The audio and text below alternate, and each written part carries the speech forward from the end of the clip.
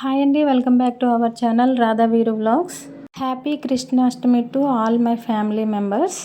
ఇప్పుడు పొడిపిండితో కృష్ణుని పాదాలు ఎలా వేసుకోవాలో చూద్దాం. ఇలా 2 గుప్పెల్లో వరిపిండిని అయితే తీసుకొని వాటర్ అయితే యాడ్ చేసుకొని లూజ్గా అయితే కలుపుకోవాలి, మన చేతికి అంటేటట్టు.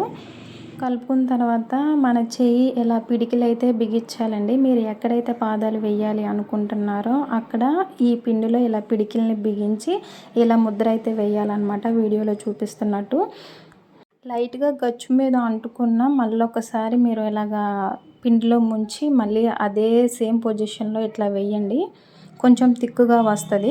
మీకు ఎన్నైతే అచ్చులు కావాలో అన్ని పాదాలు అయితే వేసుకున్న తర్వాత పొడి ముగ్గు తీసుకొని ఇలా షేప్ అవుట్ అయితే చేసుకునండి, చాలా నిండుగా కనిపిస్తుంది. పొడి ముగ్గుతోనే ఫింగర్స్ కూడా డ్రా చేయాలి. ఇలాగా మన 2 చేతులు left and right hands use చేసి ఇలా పాదాలు అయితే వేసుకోవాలి.